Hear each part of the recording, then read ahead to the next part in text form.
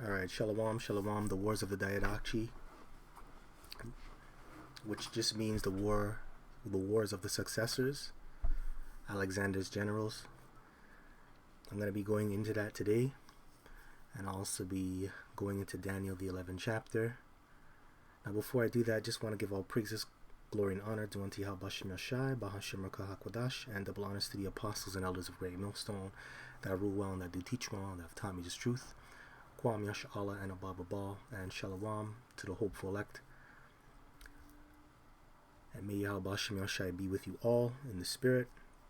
And may the angels encampeth around you, especially in these times. Shalom. Alright, so I'm going to start off in Daniel chapter 11 verse 2. And it says, "And now will I show thee the truth. Behold, there shall stand up yet 3 kings in Persia." So where are these 3 kings that it's talking about here? I'm going to go into it.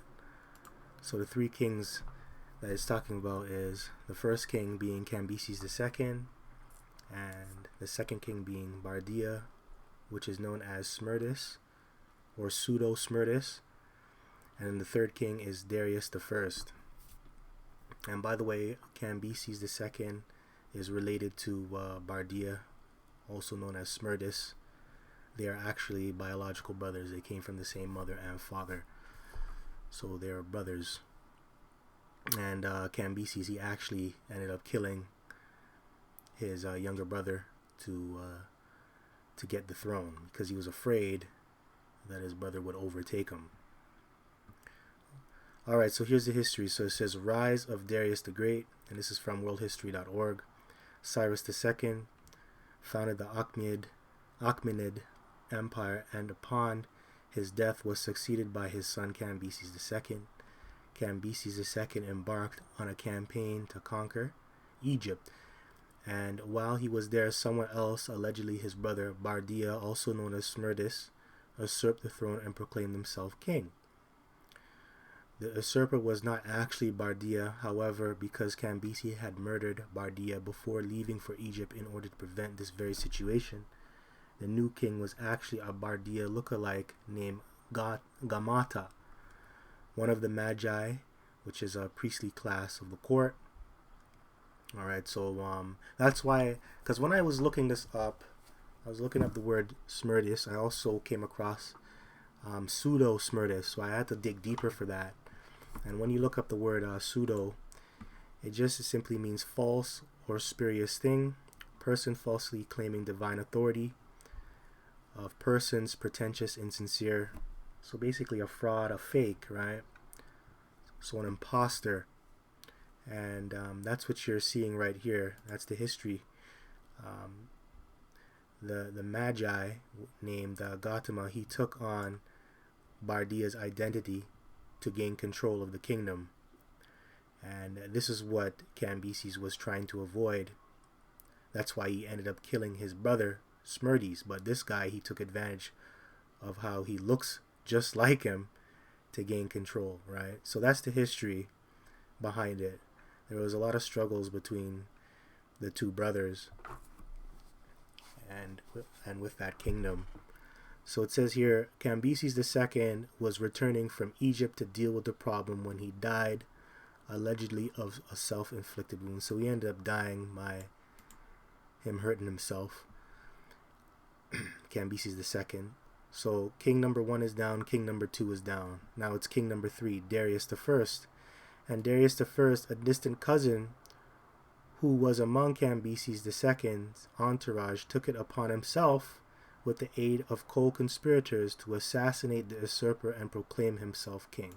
So he ended up killing the imposter, Bardia, in the name of his brother, because, or not his brother, his cousin, I mean. He ended up killing this guy, Gautama, because he wasn't of the royal family. He wasn't a member. Alright, so it says, as a relative of the late Cambyses II, Darius claimed legitimacy because the usurper was not a member of the royal family. His legitimacy was proven by his victory over his enemies, demonstrating that the supreme god Ara Mazda was on his side and approved of his action. That's his demon. His demon. And you know, there's a car named Mazda too. All these things are named after these ancient deities, man, taking on those customs. Okay, so that's the history there for the three kings. Now it says, and the fourth shall be far richer than they all, and by his strength, through his riches, he shall stir up all against the realm of Grecia. Now this fourth king is going into Xerxes. Xerxes, all right, and Xerxes was the pinnacle of the Persian rulers, of all the Persian rulers. And after this guy's rule, pretty much everything went downhill. Pretty much it went downhill. Like, he was the last great guy to come out of Persia. I believe you can find him in Xerxes the First. You can look it up. I believe that was between 486 BC to 465 BC, probably around that time. And he's spoken of in Ezra's, I believe it's the 4th chapter. Now I just want to get to the point though. So this is verse 3. And a mighty king shall stand up that shall rule with great dominion and do according to his will. Now this is going into something else. This is going into Alexander the Great, right? And it basically focuses on the rise and fall of Alexander the Greek. And Alexander the Greek, he was known to be a degenerate. He was a flaming homosexual. And he did a lot of wicked things, man. Now, I believe within the span of 10 years, he destroyed the Persian Empire. And he also encouraged his soldiers or his men to marry Persian women. It was really to strengthen the ties between the two nations, Persia and Greece. And they would call that the Susa weddings. So I looked it up. The Susa weddings here. Okay. So this is the point. I was reading this. It says the city continued to flourish until it was sacked. Okay, it was sacked by Alexander the Great in 3030 BCE. Even so, Alexander did not destroy the city, and it became the site of the so-called Susa weddings of 324 BCE, in which he married over 10,000 Macedonians and Persians in an effort to unite the two cultures. Okay, so this is the Susa weddings, and he did that to strengthen the ties between the two nations. And I also looked it up here on Wikipedia. The Susa weddings was a mass wedding arranged by Alexander of Macedon in 324 BC in the Persian city of Susa. Alexander intended to symbolically unite the Persian and Greek cultures by taking a Persian wife himself and celebrating a mass wedding with Persian ceremony along with his officers, for whom he arranged marriages with noble Persian wives. The union was not merely symbolic, as their prospective offspring were intended to be the children of both civilizations. Okay, but they were Edomites. And that's why you have a lot of you have a lot of Greek babies in Persia because of the mixing going on there. That's why a lot of the Persians, they look different. They're different shades. That's because there's a lot of Greek babies over there. All right, so he took on Persian wives, and so did his officers. So that's the history for that. Just some history there. The Susa weddings. All right. And by the way, they're tares. Okay, they're tares. Verse 4. And when he shall stand up, his kingdom shall be broken, and shall be divided toward the four winds of heaven. And the four winds just represents the four directions: north, south, east, and west. And what it means by his kingdom shall be broken and shall be divided is because he went down, like after he dies, his 4 generals are going to take it. And not to his posterity, nor according to his dominion. That's right, not to his posterity, which represents his children, because he didn't have any kids. Or, well, he did, but they got killed. His son got murdered, I believe. But there was nobody left to take his name on, right, to pass his line down. So the 4 generals took it into their own hands, and they divided up the territories. So that's the Diadachi, right? The War of the Successors. That's what it's talking about right here. And I'm going to go into 1 Maccabees chapter 1, verse 7. Or I'll start from verse 1 all the way to 7.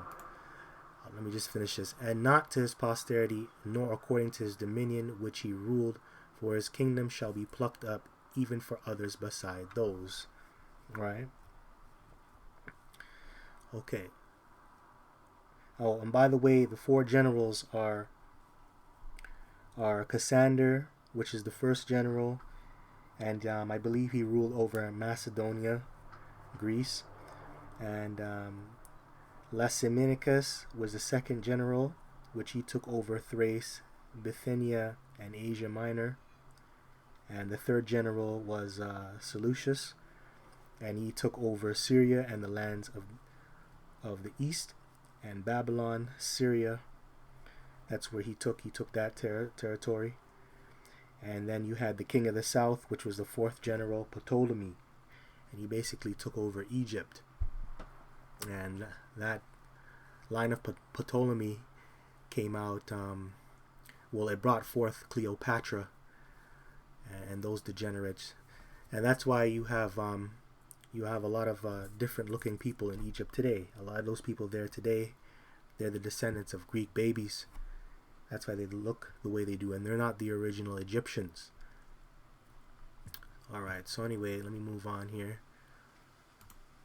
Let's get 1 Maccabees chapter 1, verse 1. And it happened after that Alexander, son of Philip, the Macedonian, who came out of the land of Shittim, had smitten Darius, king of the Persians and Medes, that he reigned in his stead, the first over Greece.